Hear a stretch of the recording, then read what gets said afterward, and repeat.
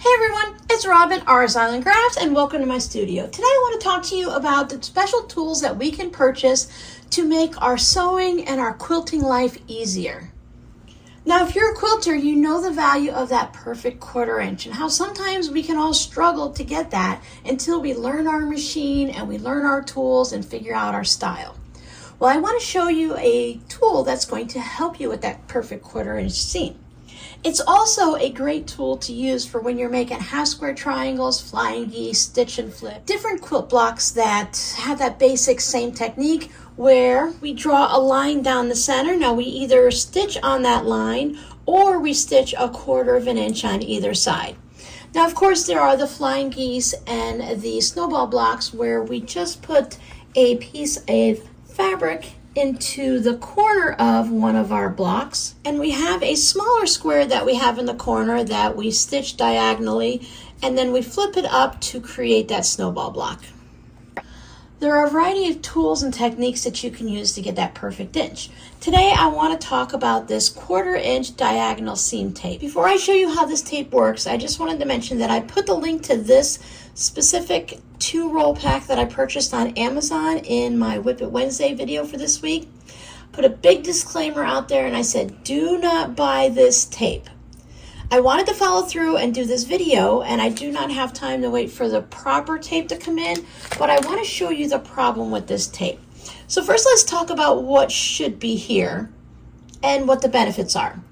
You should have a red center line, and then from a 1/4 inch off of that red line, you should have a dark black line or a dark blue line or something that's darker, just so you can differentiate between the 3 lines. Now, when I got this, I thought, oh, that looks a little narrow, doesn't it? When I was watching different videos, when people use this tape, I happened to watch it after I ordered this off Amazon. There is a version of this tape that actually says 1/4 inch, the actual number 1 with the slash and the 4 underneath it, in various spots all along these black lines. I found that that is the accurate tape. It actually measures a 1/4 inch off of the red line. When we measure this one and we look at it, let's see if we can get my phone to work without being blurry. Can you see how this is the 1/4 inch line there and there? So if I'm right on that red line, it's just on the inside. So if you were to use those lines as the perfect 1/4 inch, it's not going to work for you. It will work for what I'm going to show you about using the center red line to line up your block to do half square triangles like this, but you won't be able to use it to do the offset ones. As I mentioned, I wanted to continue on. I just wanted to make sure, put a warning out there to make sure you get the proper tape. I did read the reviews and everything on Amazon when I put it on my wish list, but when I came back months later and purchased it, I did not double check the reviews, and there was a review with a picture showing that it doesn't measure properly. I did order some new tape. It'll be here, well, probably while you're watching this video on Friday, and I'll show it to you on Wednesday's Whip It Wednesday. Just double check that it says the 1/4 inch all the way through here, and check the picture reviews so you know if what you're ordering is right. Once I know that the one that I ordered has the right measurements, I'll put a link down below in this description box so that you can order the same one, or head off to somewhere that you know and trust, like maybe check Fat Quarter Shop. I know Cluck Cluck Sew has it, or your quilting store, and just double check everything to make sure it's right. But we can still carry on and discuss on how this tape works, even if I have the wrong measurements for the tape. As you can see, I have my Juki sewing machine. I have the table attachment added onto it. I do switch between the table and just having the regular cover piece that goes on to sit on there. So each machine is going to be just a little bit different, but our basic process is we're going to put the tape down to here, and we're going to make sure everything is lined up as a basic 1/4 inch. And then I'm going to show you a couple little tricks that you can do to make using your machine with this tape easy, and then we'll actually sew with the tape. So there is my needle, and when you check on the side of your machine, there should be a line that shows the 1/4 inch. For me, I have a line right here with a 7 on it. Can you see that right there? So I'm just going to double check. That 7 is supposed to be a 1/4 inch. I'm going to double check where it sits, and where it is based on when I have my needle in the center of my little sewing plate here. I have this nice little ruler. It's 6 by 1.5 inches, and it has an actual 1/4 of an inch line on it. So that makes it very easy for me to line it up and just double check that when my needle is in the center position, that the 1/4 of an inch is at that 7. And for my sewing machine, it works out perfectly. I'm sewing on a Juki HZL F600. I also sew on a Brother. I have my sewing machines listed down below in the description box. When you first buy the tape, the end is just going to be stuck there. But a good tip is, anytime you're using any type of tape, is to take the end and just fold it under when you're done after you pull your piece off, and that'll make it very easy to grab the end of the tape. Now this is washi tape, so it's usually pretty easy, but sometimes washi tape can get a little stuck and that you might have a hard time just pulling the end up. So it's nice to put that there. So when I actually go to use this, I can remove that little piece there, and I have that nice fresh line to go. Now I want to line this up, but I don't want to go where my feed dogs are because I don't want the feed dogs to get stuck on the tape and the pull on the tape. I don't want my tape to be underneath my needle because I need my needle to be able to go up and down in the various positions that it needs to be up and down in. But I do want to make sure that I am lined up at that 1/4 inch. So I can take one of my longer rulers, I can line it up with that 1/4 inch line and line it up here, just to make sure everything is nice and square. You can also bring in a second ruler to just double check and make sure everything is nice and square and lined up. Then I want to run a piece right from where my little opening for the feed dogs end right there, and I just want to run it down, and I want to go all the way past my bed here and down on the edge. For me, as I'm moving my fabric up here, if I stop the tape right here or at the edge, I'm going to constantly be hitting it with my fabric and it'll start peeling up, and then it'll be really annoying. So I want to make sure that I go past it. And if you want to, you can even go down underneath. Totally up to you. If I were just using this, I would make sure that I go down past here. So again, I'm not going to get stuck on the tape and peel it up at all. If you want, you can make it a little bit longer and trim it down, but I'll just go ahead, take some extra off here and let it hang for a minute. Now it's washi tape, so it's going to be able to be repositionable, which is nice because it could take you a few tries to get it lined up. Just once you know that you have it exactly right where you need it to be, just go ahead and trim off a little bit extra. Fold the end down. From what I've seen, most of them have 10 meters on it, and that's, well, 20 meters if you get 2 rolls, so that's a lot. Most people say that this lasts quite a while before they have to replace it and put a new piece down. If you sew a lot, this may wear off rather quickly. Now, I want to be able to remove the bed of my machine, so what I'm going to do is I'm going to take something sharp. I happen to have a very sharp knife here, and I'm just going to cut the tape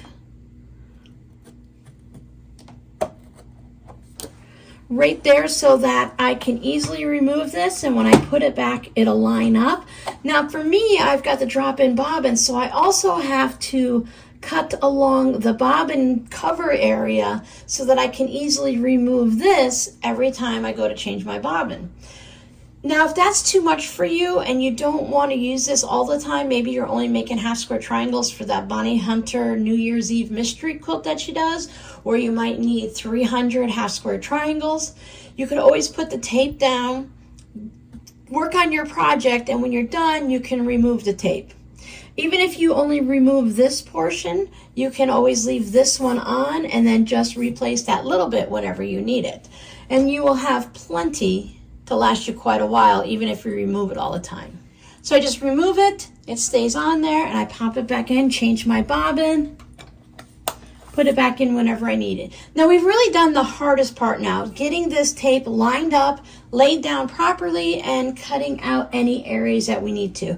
If you have one of those drop-in sewing machines and you never take off the table because it's part of your machine, you can just go ahead and lay it down and you don't have to worry about it. So let's go ahead and grab some of my fabric that I've already pre-cut into squares, and I'll show you how we can use these lines. If these seams measured perfectly 1/4 of an inch, when you're sewing 2 squares together, 2 strips together, whatever you happen to be sewing, you would be able to line up the side of your fabric right here on this far right line, whether it's black or blue.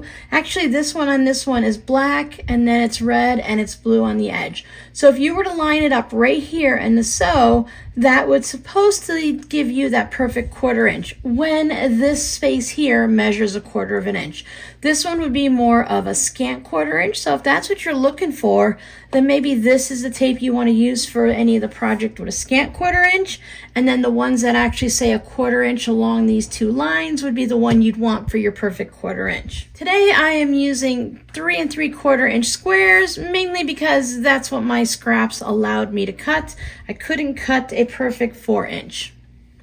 Now for the half square triangles, if I want to stitch straight down the center, I'm going to line my fabric up at the point right here on the red line there, and then I'm going to be sewing, and as I'm going to keep this point here right along that red line, and that's going to sew right down the center of this block.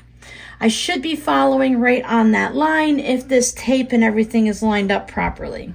I like to start with a scrap piece of fabric just to make it a little bit easier for my fabric to go through. As you may know, sometimes your point will get sucked down. Sometimes it's just the fabric, and other times it could be that your needle is dull and it's time to replace your needle. We can't sew on our needle for hours and hours and hours and never change it. They do get dull. And depending on the fabric you're sewing, they could get dull quicker than other fabrics. So I just start on that fabric and get a little scrap going. I know many of you like to do the leader and ender, where you start with sewing 2 blocks together for a bonus quilt or second quilt while you're making the first one. I just like to use a scrap piece of fabric. I sew more bags than I do quilts, so this works for me. Whatever works for you is perfect. Now I would recommend that you draw the line on your first square when you're setting up your tape until you kind of get the feel for things and get used to it. That way you can see when I put it on the needle and I line it up down here that it looks pretty straight. If you notice that by following this line you're not going to line up perfectly with it, you're a little off center one way or the other, then you might want to reposition your tape. So mine looks pretty good, so I'll just go ahead and take it. Now as it grabs, and remember, sharp needle is going to make this part a lot easier. I'll just follow down here, make sure my tip at the point down here, the corner, is going to follow right on that red line the best I can. I find that the slower I move, the more kind of jagged and off I get. And then to do one without that line, I'm working on a red, white, and blue project, so I'm just going to put my 2 squares right sides together. Make sure everything's lined up nicely. Now, without taking the time to draw that line, get my first corner going, and then I'll just follow this point down here to make sure that I'm sewing from corner to corner. And afterwards, you're supposed to put your ender square or your scrap square afterwards so that you don't cut the threads, and that stops you from wasting too much thread. So here's the one that I ran on its own, and here's the one that I did. Now I'm a little bit off the line, but I found myself, because I was sewing slowly, that my square was trying to run away from me. So it'll take a little bit of practice, I think, just like anything, to get used to it. But I think that one came out much straighter than my first one. I can see just by looking that, yes, it did bow out there a little bit. But I think with practice, that will work out really well. And then if you were to be making the version where you want to sew 1/4 of an inch from each line, if this were to measure 1/4 inch perfectly, remember I'm replacing this tape as soon as it comes in later today, I would take the line that I stitched right here and I would line it up on this outside one. and follow it through for my corner down this left line right here. For me, that's a blue line. And I would just do the same thing, but I'm following it along this line. And there you can see I have that second row of green stitching. It is right next to that red line. So I have more of a scant 1/4 inch when I'm doing this. And when I want to stitch on this side and do the other one, I'll do the same thing. I'll just line it up. Then you would take your scissors or rotary cutter, cut down that center, and that would give you 2 half square triangles.